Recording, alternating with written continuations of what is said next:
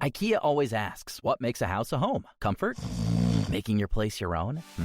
Affordable solutions created with the planet in mind? With IKEA, it's all of the above. And now you can afford even more with new benefits for IKEA family members, including 5% off on all eligible purchases in store. Every visit, every day. Visit IKEA-USA.com/family to learn more and join. Offer valid starting 9/1/2022. Limited to qualifying purchases. Exclusions apply. Not valid on services. Discount applied in store only before tax, shipping, and handling. Cannot be combined with coupons. Visit IKEA-USA.com/family for more details.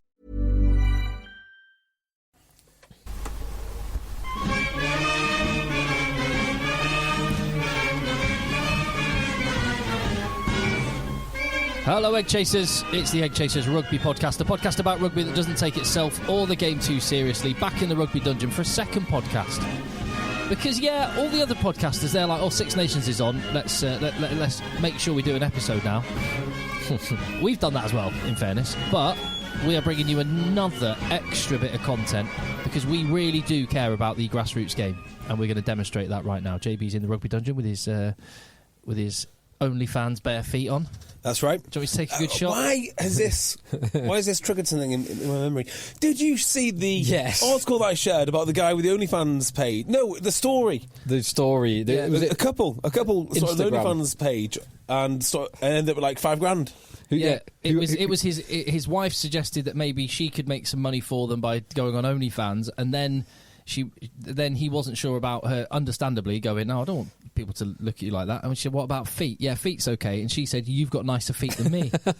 Let's paint your nails. So shaved up to the knee, paint the nails. And he made them a load of cash with his feet. So there is a guy, apparently he's a very nice guy, normal guy, except there's one thing, which is his fetish for feet, right? And you're talking about Rex Ryan or the former New York Jets. Well, head coach. he got done for something like that. Well, not done, but there's some awkward recordings. So anyway, this guy does actually approach the England team for their socks, and the same guy approached me when all the foot fetish things started kicking off. So I don't know if he listens to the podcast. Normal guy. We all have our predilections. I don't know what to tell you. But yeah, they walk among us, Tim. You do you. It's fine. Yeah. What you do in the comfort of your own room is none of my business. Well, as long as you're transferring me cash. I have not accepted any cash for any feet. So as I was saying, this is our sexual fetish spin-off pod episode. No, this is grassroots. So I was going to say that the talk of the tackle law change has gone away. It was frustratingly very, very present on BBC broadcasts this weekend. That did annoy me somewhat. How much of the Wales Island build-up was dedicated to they don't have a clue what they're doing. Height. They don't have a clue what they're doing. I think now people are sort of listening to the noise and they're parroting the noise, but they're not actually concentrating on what the substance of the matter is. Right, so I was going to jump straight, if it's all right with you, Phil, jump straight to JB, because JB's phone is constantly on the go, speaking to people.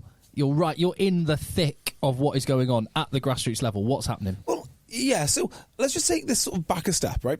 So what is happening is every councilman and everyone who voted for this change is covering their arse by sending out a Ross Tucker Patreon post where Ross Tucker very articulately explains the whole journey of where they've got with this tackle law and how they arrived there.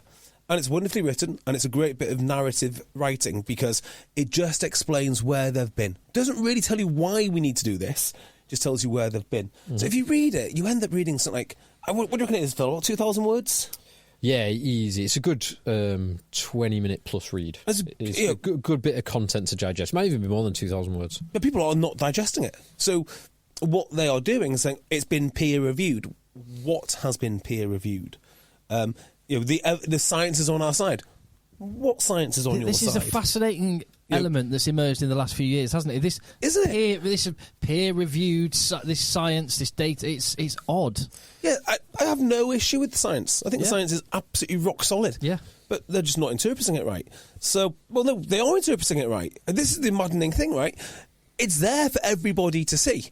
We have spoken about it. Ross has said on Twitter, and when I've spoke to him, he has said that the individual risk is acceptable. Let's just say that again. Let's say that again, so everybody going to their council meeting can understand what I am saying.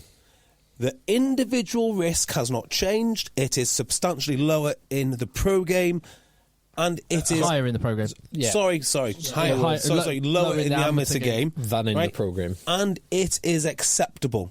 Right, we need just to repeat that over and over again because people are not getting this through their thick heads. And if it's not acceptable to you as an individual, you don't have to play. Exactly. No one is forcing you to play. So why is it that this thing has come about? So I'm not going to talk about all the sort of more conspiratorial things, which I do believe, like the wanting to get rid of amateur rugby and the wanting to build a consumer base and all that. Mm-hmm. Let's just stick to the actual facts, the actual science. The reason World Rugby and the RFU have gone down this route, and it blows my mind when I say this, but they'll admit it. They have admitted it.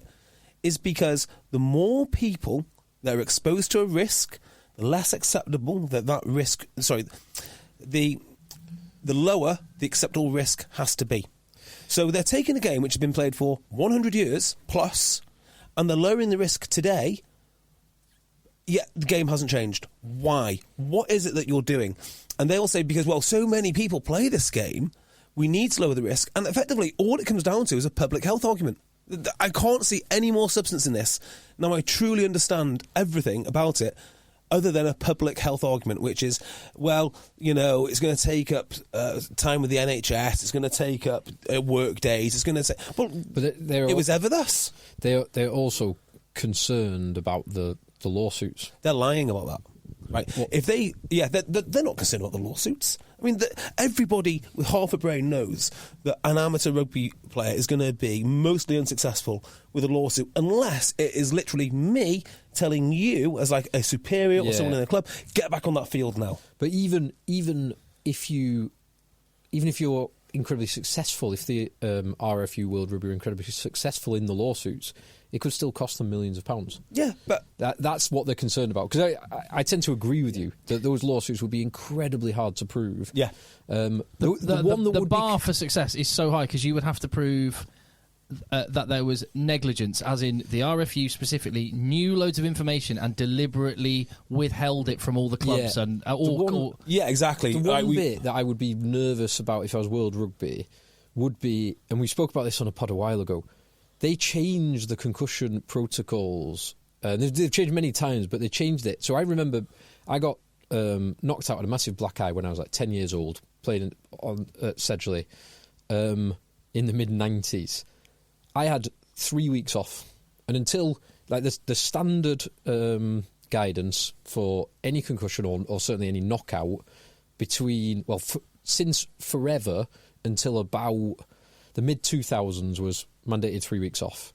And then it changed to the concussion protocols, which actually led to some players playing again in 4 days. That would be the bit. Now, I'm not saying... But that is... It seems like the phrase I used ages ago was like they were behind the science at that point. At that point, they probably had a better understanding than they did in the 70s, 80s, whenever the 3-week law rule came in. And they still chose to allow people back earlier, or at least put in different parameters to potentially allow people back earlier. Yeah. But this maybe does obfuscate from what's going on, because what they're saying is this is the evidence. The evidence doesn't show anything. And the evidence doesn't show anything. Not a single thing. It is a fascinating study. You mentioned it before, Tim. It's a fascinating study of something that's happened recently that, probably not just recently, but I think it's become more acute recently, where different sides of one argument will be presented the same piece of evidence, and people arguing one way will say, see, that proves I'm right. People arguing the other way will say, see, that proves I'm right, or it proves nothing. And kind of neither people are reading into it whatever they want. Yeah, the public health risk is ridiculous, right? So let me just run you through the public health risk. So this is kind of how public health boards work. This is how their twisted little minds go. But in some areas it makes sense. So the idea is, hey, if I drive, the risk is acceptable. If you drive, it's acceptable. But what happens if we expand it over 1 million people or 2 million people or 70 million people? What happens? Well, the overall cases of people crashing and dying will always increase, because the amount of absolute incidents that will happen. Okay. So people use driving as a good analogy. It's an absolutely dreadful analogy. No doubt there'll be people up and down the country trying to cover their arse for their terrible voting record using this analogy. The reason it doesn't work is a few reasons. Number one, driving and crashing, or should I say crashing, is not an intrinsic part of driving, right? You don't go out to crash your car. So that would be the first one. Second of all, driving's mandatory. Like, if you want a good quality of living, you probably need to drive. Not saying you can't do it without, but you probably do need to drive. It's a very important thing for a lot of jobs. And secondly, there are things in driving which can make it safer without necessarily any real effort on your part. For instance, seatbelts, airbags, that kind of thing, right? Mm-hmm. They're all perfectly normal. And actually, that's a great example of the public health thinking actually working. But then you apply it to rugby, which is exactly what they've done. I mean, you can't make this up, actually. When you think about it, it's so absurd. Unless the NHS been on the phone saying we desperately need to drop the amount of concussions. I mean, I don't know why this is now a thing. But we need to drop the concussions of each team by 0.125 a season. That's it. So every 7 years we need one fewer concussion per team. Yeah, I mean, yeah. Stat. You do think, like, what kind of society do we want to live in? Where we have to just run our day-to-day life in order to please the health service? No, thank you. And the point you made brilliantly, and I will just direct you to the what's it called? The Offload. The Offload Rugby podcast. Pass Offload. Rugby Pass Offload podcast, where JB and Ross Tucker had a very congenial debate coming from different angles, and I think you actually won Ross over to your side somewhat. I don't think there's much winning Ross over, to be fair. I think he's probably speaking on side. I don't think Ross Tucker... Right, so Ross Tucker, the person that's being held up and the name that suddenly everyone knows and uses... You guys have been talking about him for years and his good work. But he is not in favour of this law change. He didn't say that, but that's what I was reading between the lines when I listened to him. He's in favour of something being done. He's not in favour of what the RFU have proposed. Yeah, certainly not the first iteration. Definitely not the first iteration. I don't think it says that explicitly. No, he doesn't. I think if you listen to our interview, there's a tacit acknowledgement that the only argument for this change is a public health one. That's the point I was going to make. Yeah, I think the only argument for it. I think what you got across really well, and actually Ross has even tweeted, I hadn't thought of this, but JB is absolutely right, and what he said at the time is that all the other variables like confidence, all the other benefits of rugby, discipline, teamwork, fitness, health. I have no doubt he gets it. I have no doubt, but his job is... Here's some science. You do with this as you will. And if he works with the science that he's created, he thinks that you should drop the tackle height. He also says that, hey, if you don't bring people with you, it's pointless. Currently, the RFU have got 70,000 signatures against them and a shed load of votes, hopefully. He mentioned this as an example of exactly how not to bring people with you, how to turn people against you immediately. And that's it. Well, I mean, just don't change the game. Unless you're going to talk directly to the... players who play it, and I'm not going to call them stakeholders, because stakeholders is a nonsense term which means nothing. The shareholders, because if you pay your subs to your club then owns a part of the RFU. The RFU owns a part of World Rugby. Let's not forget who owns who here. World Rugby don't own the game. RFU don't own the game. Your club doesn't own the game. You own the game as a player, as someone who pays their subs. This stakeholder nonsense is exactly that. If you're not playing, shut up. It's not for you. Coaching, playing, volunteering, doing something with your club. Those are the people that the rugby authorities are meant to be serving. Not themselves, not their free expenses, nothing like that. It's players. So... with rugby, contrasting it to driving, yes, the contact is mandatory. That's part of the experience. Do you know Eddie Stevens, Rugby Rant to Banter? He used a brilliant phrase which I'm going to use, and you should take as well. I thought he put it brilliantly when he said, what did he say? He said everyone talks about the risk versus the reward, and he said the risk is the reward. It is exactly right. It's really simple but brilliant. That is a good way of saying it. Like the seatbelt analogy doesn't work because actually changing your game fundamentally is like the equivalent of not driving or doing something far, far more inconvenient than simply belting up. And of course, the most important one is it's not mandatory. You don't have to play. And I think the final one, right, which really cooks this argument, is imagine if everybody, and this to a degree has started to happen, gets into coastal water sports, paddleboarding. Now, paddleboarding is, again, perfectly safe, but if we have several thousand idiots on the North Wales coast paddleboarding every single day, there will be fatalities. And sadly, 100%. There was a fatality recently around North Wales, and it's awful. But more people paddleboard. Water is dangerous, right? It's that sort of thing. So with paddleboarding, you probably don't want everyone paddleboarding, right? Well, if we are to believe the propaganda coming out of the RFU, rugby participation numbers have halved. So if they've halved, have we not solved the problem anyway? I mean, that sounds reasonable, doesn't it? Yeah, and there is an element of this that if you made this argument somewhere else, I don't think it was with Ross, I think it was after that, that if participation is falling, that has the... it achieves the desired effect of reducing concussions and reducing overall risk. It has other related collateral effects that are negative, but that's not necessarily... if you're looking at it from a pure risk point of view, fewer people playing means fewer chance of head... so it's the same chance, but fewer overall head injuries. Yes, I guess you'd be looking at hours of rugby played on the weekend, and if that's dropped too, I mean, there's no good argument for it, really. So then you come down to this absolutely perverse... Well, that's only, as you say, if your equation is X equals Y and no other variables are allowed. Yeah, because you've got two metrics, right? You've got concussions per rugby hour. Okay, well, we know what those are because of the studies. And then I guess if you want to scale that up and increase the amount of concussions, you need more rugby hours. If you've got less rugby hours, who cares? Now, we've got this horrible mindset of let's grow the game. I will never say that again because I'm now completely convinced I don't want to grow the game. I want people to play it who want to play it, and I don't care if you want to play a soft version of it. I don't care if you don't want to get your hands hurt. I don't.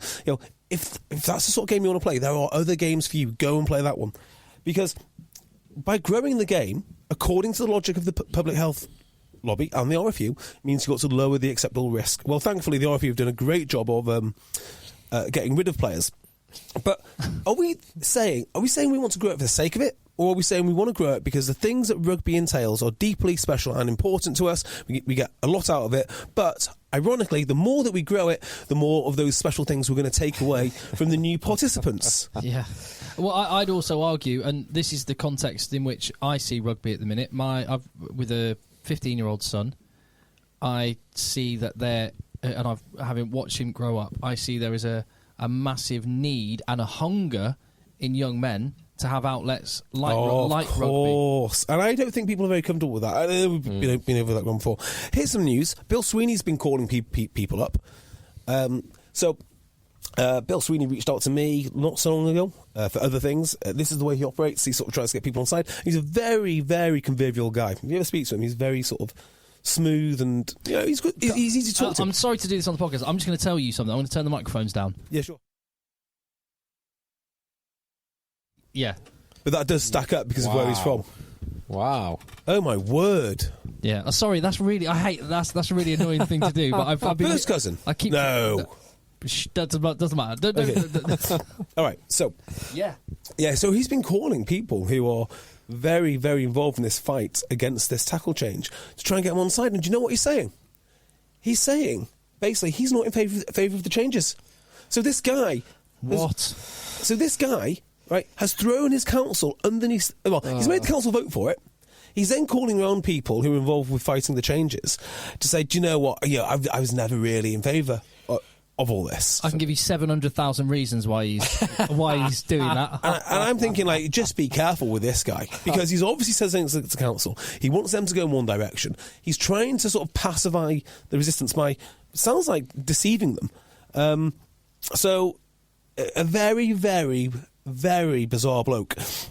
We are going to have our meeting for Lancashire. Yeah, this is what I want to get into. Right, so we've got an update. So nothing really has changed beyond a really good... I think you gave the community game argument really well. Ross Tucker, actually, I heard him being very, very understanding of what you were saying.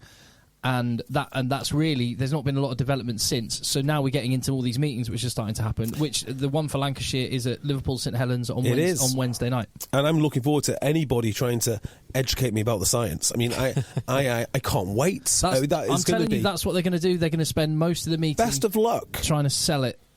Yeah, and they're going to have no joy on this at all, because unlike them, I've actually spoken to the scientists that put it all together. And I think I've got a far better understanding than they have. And they just keep on pushing out the same article because they don't understand what they're doing. Now, there are bigger crimes, would you believe it, than voting for this change.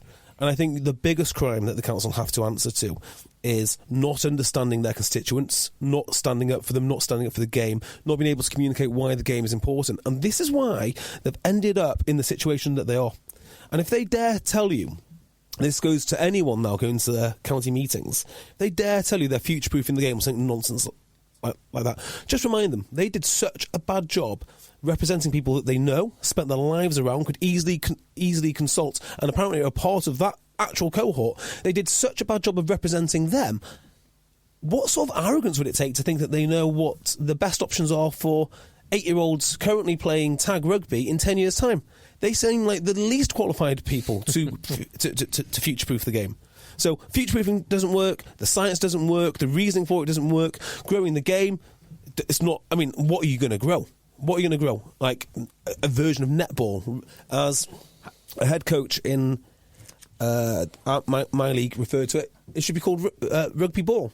And he's got a point, because you're just going to hit contact, you're going to offload, it's going to be much more free-flowing, it'll be lots of things, but it will not be rugby. It will not be rugby. How do you think that meeting is going to go? Before you get there, because I've got an image in my head of how it's going to go, and I've my sense is that you're going to come away feeling incredibly frustrated, like you weren't able to be heard because there were too many voices talking about too much crap, and they spent loads of the meeting trying to convince you of why they were right. Yeah, I would like to get a little bit of time to talk.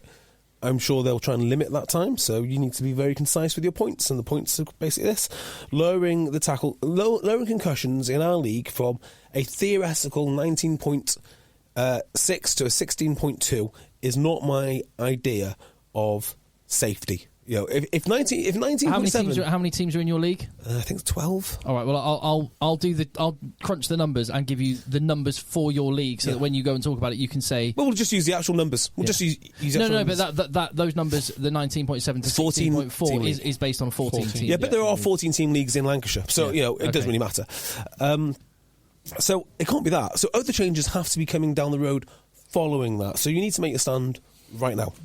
And also, the French trial was had other things like no double tackles. It had rules around. So we're not even looking at the reduction of the French trials. So why are you doing it? Have you noticed as well that there's holes all of a sudden in this foolproof argument that they love it in France? There's just holes being blown in that bucket all the time. It's just not true. It's just not true. Yeah. People are desperate not to play level 7 in France. Desperate. And they're not enforcing those rules as they are. From what I gather, the coaches hate it, the players don't like it, they're not really enforcing it. It seems like a... Well, it's come from a very sad place, this set of rules, because... Yeah, of course. It was four guys dying in 1 year. Now, they say from head injuries. I mean, to me... I mean, I get it if it's 4 guys every year, but 4 guys... I mean, I don't know how this came about. We've never had a year like that in English rugby.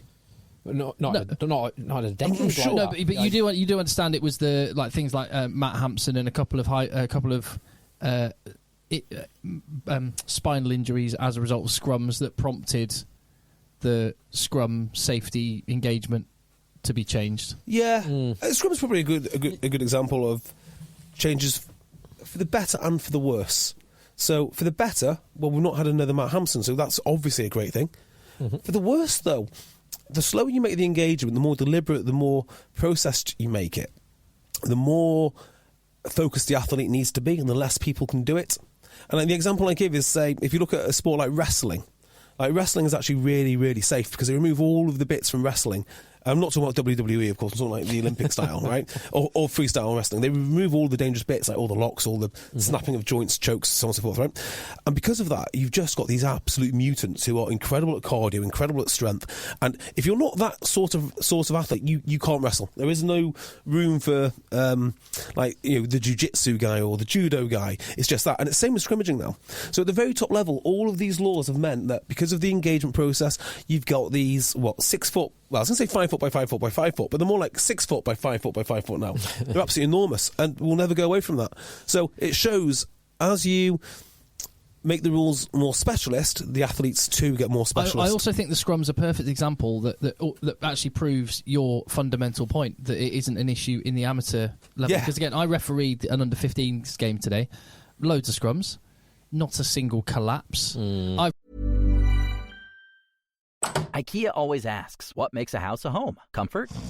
Making your place your own? Affordable solutions created with the planet in mind? With IKEA, it's all of the above. And now you can afford even more with new benefits for IKEA family members, including 5% off on all eligible purchases in store. Every visit, every day. Visit IKEA-USA.com/family to learn more and join. Offer valid starting 9/1/2022. Limited to qualifying purchases. Exclusions apply. Not valid on services. Discount applied in store only before tax, shipping, and handling. Cannot be combined with coupons. Visit IKEA-USA.com/family for more details. Phil, you've played in levels even up to a national one. There's hardly ever a collapse. When you watch international rugby, it happens a lot more. Yeah, the collapse is one of those big things that we've spoken. Jay, you've spoken many times about the divergence of the higher level game, the pro game, and everything else. The scrums is a great example because in the pro game, and I think my intuition tells me it's got a tiny bit better recently, but for the longest time, and it's still not great, but for the longest time, you would often get 2 or 3 resets before you get a live scrum in the program. Do you know why that is? International level. Do you know why it was that they used to collapse so much? Partly gamesmanship. Because it was a lottery, they could win a penalty? Yeah. No, the reason was, and this was discovered by an aerospace manufacturer. Wow. When they were engaging, this is a study in France. So what they did, just a bit of background, is I want to say the aerospace company... Come back to me, not Dassault. It was another one, Thales or however you say it. They built a scrimmaging machine for the French on hydraulics. I've heard of that. Yeah, and it could replicate all the other teams, and it gave them data back. And the data was they were hitting the scrum so hard, it wasn't that they were bouncing out of position and then collapsing. But that's why they changed it. That was a big thing. That was changed in maybe 2015 or so. Yeah. The hit. More recently, there's still been huge numbers of collapses, and I think at the elite level, I think more of it is to do with, certainly these days. I definitely agree it was the hit. More of it was to do with gamesmanship.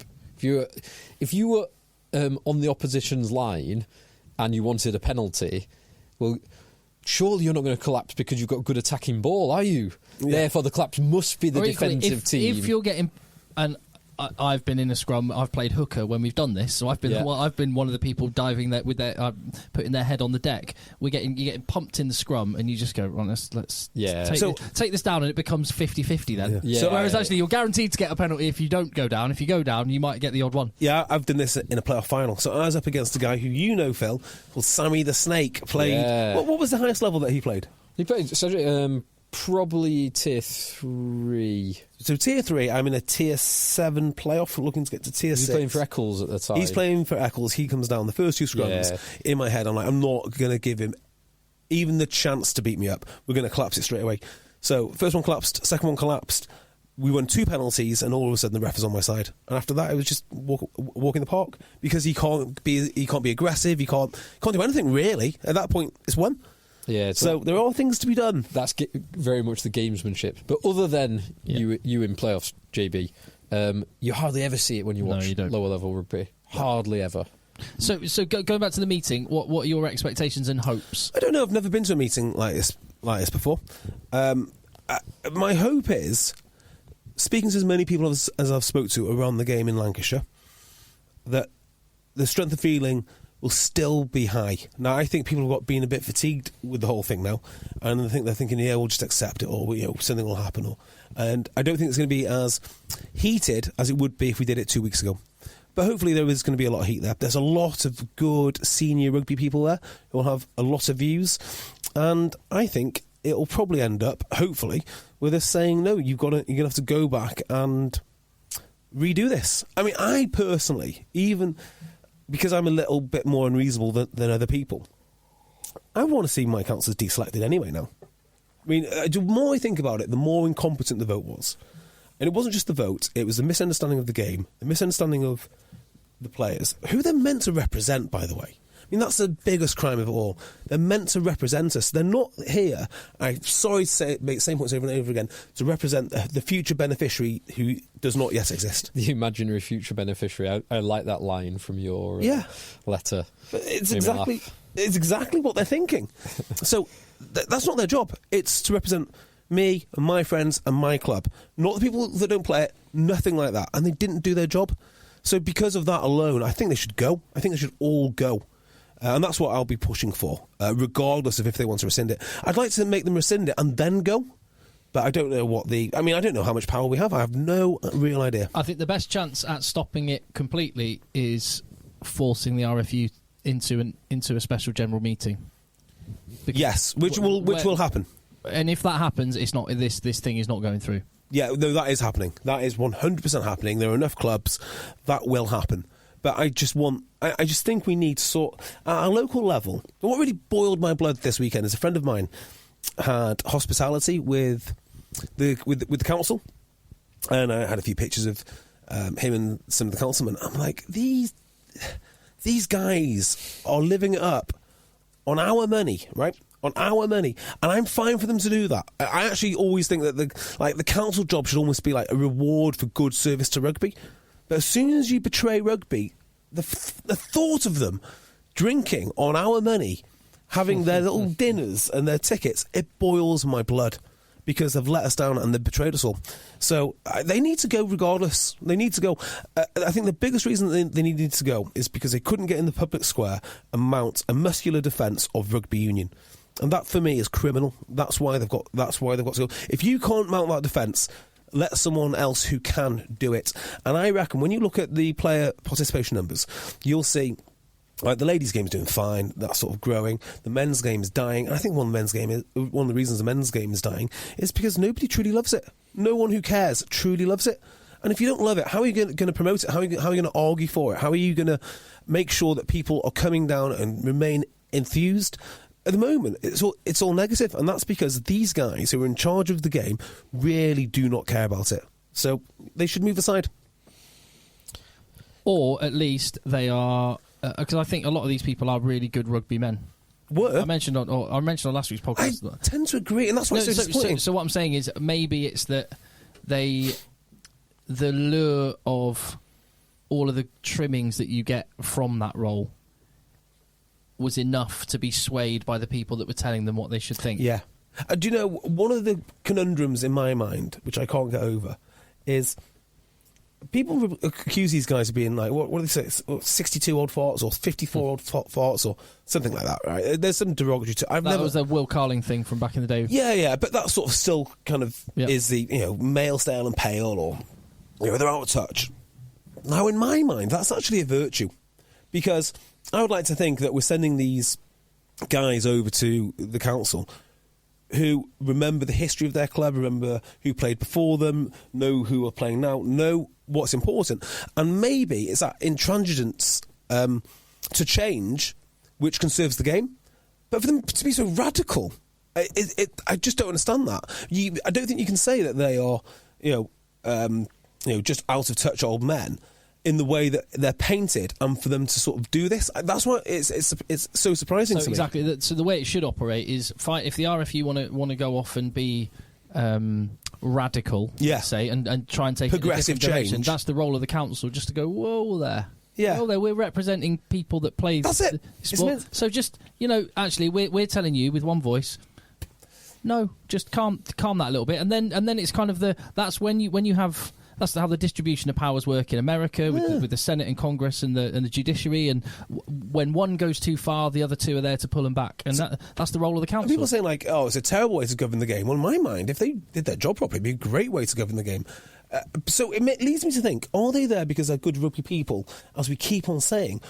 I mean, some of them undoubtedly will be, or are they there because they're just really good politicians? Like, did they leverage their influence in the ladies' game, or the community game, or the Lancashire Diversity Project? I mean, how is it that it has come to this? Who are these people? And I think that needs some real scrutiny. I think it is time served, and it's almost like a there you go. There's your reward for time served. Because I know two of them, and Terry Burwell, one of the Hampshire councillors, former Newbury DOR, and he's a really good guy. And a guy that used to be a teacher, one of the two Gloucestershire ones, is a guy that used to be my boss when I was a teacher. And he was always involved in England under-20s and or under-18s and for years and years. So he did lots of stuff in the sport. So these guys have got really good rugby pedigree. Yeah, it's interesting, right? So there's a guy in Didsbury Talk H who is that classic sort of guy you'd want on the council, because shows up to the opening of everything, sorts everything out, everything, the trains run on time, everything is done. But he's a very reasonable man, and everything's going to be compromised. Somehow he manages to please everyone. And maybe that's the sort of individual you need to get scouted. You don't need the unreasonable, boorish people such as myself. Maybe you need more reasonable people. But that is that reason that said, guess we'll just keep all parties happy. Let's vote this through. But I don't know. I can't understand how these people who are meant to represent us have come to this conclusion. So is the meeting on Wednesday more a chance for you to chat to more people from other clubs than it is to actually address the room? And yeah, well, I'm thinking of making little fact sheets of my own and distributing them before the meeting as they come in. Just here is the actual facts. Here's what you need to know. Do with that what you will. You're not going to make some big tobacco posters? Oh, God. Say that the councilmen are like big tobacco. Yeah, we won't be doing that. Do you know what because there will be lots of appeals to authority from the councillors, I imagine, on Wednesday night. So don't forget to preface anything you say with, if you want my full thoughts on this, you can read my Rugby Pass article or listen to my interview with the scientist behind this move, Ross Tucker. Correct. Say that first, because appeal to authority all over the shop. Well, I generally think that my conversation with Ross Tucker will probably make me the most qualified person in that room to discuss the science. I imagine it would. Oh, Tim, what have you done? I've just accidentally turned on JB's foot warmer. I have a foot warmer in my office here when it turns into an office. Got to keep the money makers. Exactly. Only fans. Because the podcast is all about Six Nations and whatnot.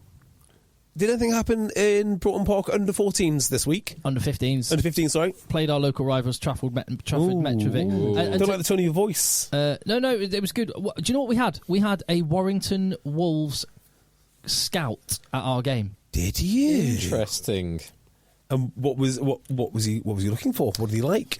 So we have a couple of lads.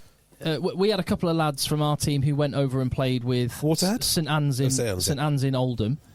Rugby league team out of season, and then they obviously got on with those lads quite well, and a couple of rugby league lads have come to play for us, and so it's quite a good little thing going on with the two clubs, League and Union, and so I don't know if that's how this Warrington guy came to hear of it, but we've also just got into the Lancashire Cup semi-finals, so the two things may have come together. Anyway, this Warrington Wolves guy was at the game. Did he say hello? Yeah. Was he picking your brains on who's good, who's bad? Well, I was refereeing, so I didn't really have the chance. He was chatting to some other people, but anyway, but no, it was good because we had the Lancashire Cup quarterfinals last weekend. We called up our local rivals and said, right, you've got a big squad, we've got a big squad. Should we have a game where we give lots of minutes to the guys that were on the fringe? So we did a game in thirds. The final third was first team. And the first two were sort of testing the depth of the squad, getting some minutes, playing people in new positions, trying some new combinations out. Anyway, 52-0. To Broughton Park. Ah, there we go. Yeah. Easy. What a lovely end to that story. So Rafi Quirk's Broughton Park against Steve Diamond's Trafford Metrovic. only one winner. So good bunch of lads. I'm glad you started off with a bit of a rugby league tale, because there is some more rugby league news in local rugby. Did you see the team that Wigan put out this week? Wigan first team in level 7. 7, yeah. So they are the league adjacent to us. So what was it? This was inside centre Sean O'Loughlin, Owen Farrell's uncle. Yes. Former of course Wigan legend. It is, yeah. Former Wigan legend. And outside centre, Terry... No, Thomas Luluai. Thomas Leilua. Isn't it Luluai? Not entirely sure. I would say Luluai. Okay. But I'm not going to say it again, because Luluai might be someone completely different. No. Leilua, yeah. Thomas Leilua. But another Wigan legend. Yeah. So Luluai, maybe Luluai. Yeah. Two Wigan Rugby League legends playing for Wigan Rugby Union. So what happened is their sons play like the under whatever it is level, and they were drafted in to help the first team. Not that it did help much. Luluai scored a try, but Eccles prevailed by 2 points. Really? Yeah, Eccles Fair turned play. them over. But we played against Martin Gleeson and Sean Long not so long ago, and they played for Orrell. So they stepped down and went to Orrell. And obviously Gleeson, and Long, because Long was coaching at Quins for a while, wasn't he? That's right, yeah. Gleeson obviously Wasps and England. Well, Long had a little stint at Preston. Yeah. Silver City Reds. He did something with Danny Cipriani. Whether that was at Wasps or Sale, I can't really remember. But you could be seeing Sean O'Loughlin and Lulu Leui seeking some rugby union defence coach money. Well, I mean, that is the natural progression of things. Isn't it? One local result I did see, like Sedgley Park didn't play, but their top of the table rivals in National 2 North did play, filed lost. Did they? Ooh. Who was that against? I didn't check. Was it Otley? Wow. So let's have a that look. puts Sedge in control. Is that right? So yeah, so I think I'll just double check now, because even though Sedge were unbeaten and Fylde up to that point had only lost to Sedgley, Fylde were top of the league because they had plenty of bonus points, more bonus points, but also a game in hand at that point. So yeah, Otley, away at Otley, tough place to go away at Otley. That's a proper old rugby club, isn't it, Otley? It is. It's cool going there.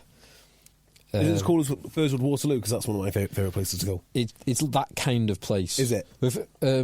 Otley has the famous North of England in the 70s or 80s beat the All Blacks at Otley. That's quite cool. And they used to... And it's hosted a World Cup game as well. Is it anywhere near the Otley Run? Well, the Otley Run is north, so that's Headingley. If you follow that road for another, I don't know, 10 miles, 15 miles. 15 miles of drinking?